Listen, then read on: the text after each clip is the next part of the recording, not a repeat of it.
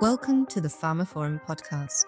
This is web editor Nicole Raleigh, and today I have with me Stephanie Bova, Chief Digital Officer at Novo Nordisk, and Rik van Mol, who is SVP R&D and Quality at Veeva, who will be discussing a new partnership for clinical development. Welcome both. Thank you, Nicole. Before we sink our teeth into the finer details, however, perhaps you could both share with listeners a little bit about your journey to this point and what led both of you along your respective paths to today, doing what you do at Novo Nordisk, Stephanie, and what you do at Veeva, Rik. Maybe I'll kick that off, Nicole.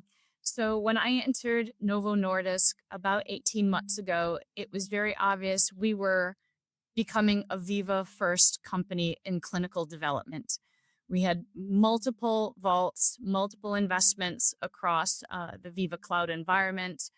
And one of the key challenges was, how do we maximize the value from all of this? So we, at that time, were facing a decision on whether to go with Veeva for Veeva safety. And that's when Rik and I actually sat down and put our heads together and thought of a longer term roadmap. And it became very obvious that a more collaborative partnership where Novo could be an early adopter, help formulate roadmaps and represent some other types of clients, because we all have very similar feedback on what we need. That was the genesis of sitting down and scripting a strategic partnership together. Thank you, Stephanie. All right, from my perspective, and Nicole, and obviously many things Stephanie already mentioned. From a Veeva perspective, what we are doing, right? We are building the industry cloud for life sciences. That's what we've been doing over the last 17, 18 years. And in those years, we've been working closely with companies and with Novo Nordisk. I would say in a more traditional approach, right? More a vendor-buyer relationship, where over the years we've done some good things together. Yeah. Now, doing that is one thing, and we could continue doing that. But talking with Stephanie when she ended in Novo, there is also a different way of doing this, and that's doing it. Look at things differently than just vendor buyer. But if you start working together as a single team, you have a kind of a common strategy, you have a common way forward. We both believe that we could be a lot more efficient in the way how we work, but also more efficient for the way how Novo could work, and more efficient for their patient in general.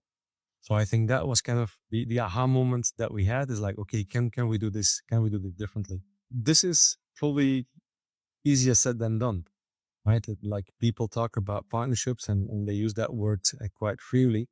But this is a hard thing, right? This is requiring everybody on every level, from the top to the bottom, to agree to be behind this, really to embrace these new ways of working. And that's what we're doing now, right? Ups and downs there, and we still have things to get done.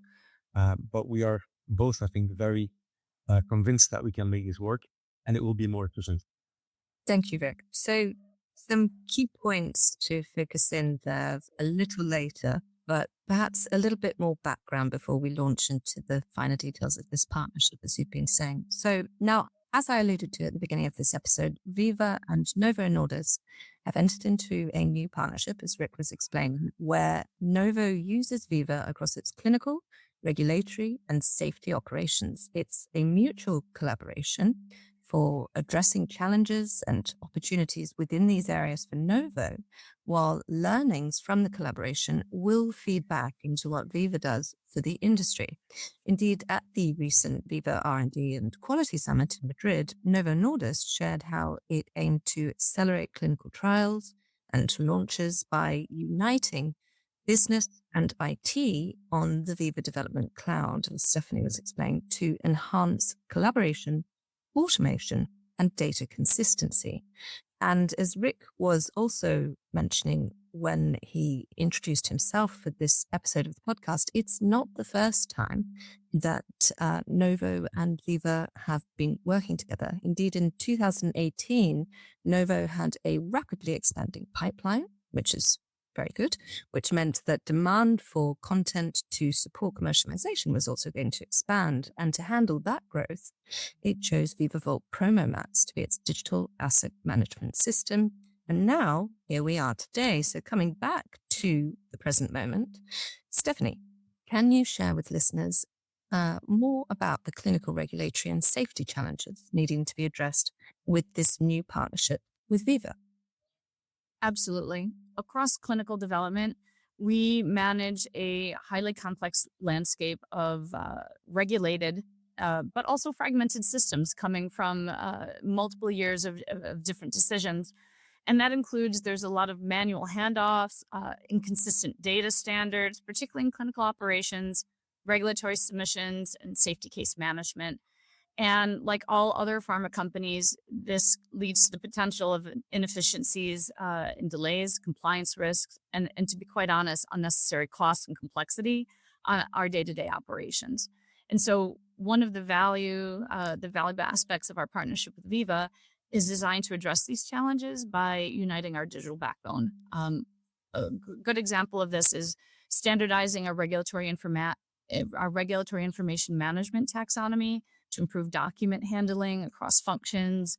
These are not just system upgrades. It's a very foundational shift in how we operate and collaborate across the value chain. And so we have multiple examples of pain points across all of these areas that led us into a project called Project Vibe. And this was a 12-week effort to look at what are all the opportunities spanning the value chain across clinical, regulatory, safety that could actually unite and allow us to get better value out of our Veeva investments. Thank you, Stephanie. I love this expression, uniting the digital backbone. So, Rik, I was wondering, off the back of that, did you want to add anything more generally about how these challenges presented to perhaps clients of Veeva's more broadly across the industry? Well, I think if you look across the industry, I think you can see, right, typically companies are burdened. They're burdened by too much technology, overcomplicated processes, and a lack of standardization. The spaghetti diagrams with point solutions, that's a very common thing in the industry. It's nobody's fault, right? This is what happened over time, the choices that people made and the technology that was available. But that makes it very hard, right? It makes it very hard for individual companies to actually make those improvements. And it's even harder for the industry overall. And then especially in an industry where there is a lot of other stakeholders. Think about the CROs, the CDMOs, all kinds of partners, collaboration partners. It's very hard to work together if there is no standardization and that kind of burdening. So that's kind of what we want to do, right? As an industry partner, Veeva is helping the industry more efficient and effective by providing that common platform, right? So we can simplify that technology, providing standard applications. Yeah, so to help have best practice and things that get better and integrate all together. And then also make sure that standard ways of working are introduced, right? And are in every area and across area, they're being applied. So the industry, companies like Novo can be more efficient. Yes, exactly. Coming back to this word which you used earlier, efficiency. So efficiency with a new way of working, and talking about new ways of working and coming back to this sort of statement of getting rid of the unnecessary human errors, if you will, though errors is probably too harsh a word. I believe Veeva has fully gone forth into what is no longer hype, but very much here to stay and to improve, which is AI. Rik, I was wondering if you could share a bit more about that as a sort of side note to this conversation. There's obviously a lot of things that we can do there, right? Yes. And AI and Gen AI now, AI has been around for a long time. Gen AI is obviously the thing that you're alluding to, Nicole. I think in every aspect of what we're doing, we're trying to do that simplification and adding the automation, and Gen AI with large language models are presenting a new opportunity to even go to the next extent.